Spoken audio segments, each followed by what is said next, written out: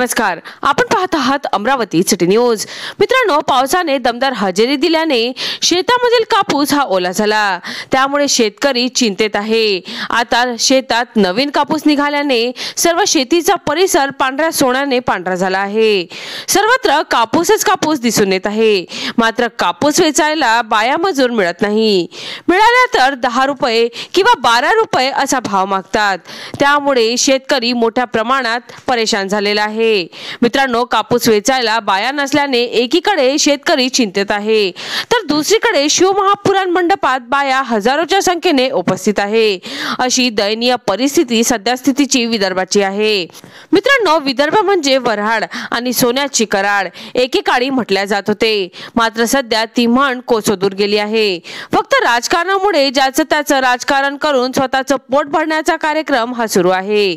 मग पक्ष कुठलाही असो, प्रत्येकाच्या तोंडात शेतकरी फक्त निवडणूक पुरता असतो।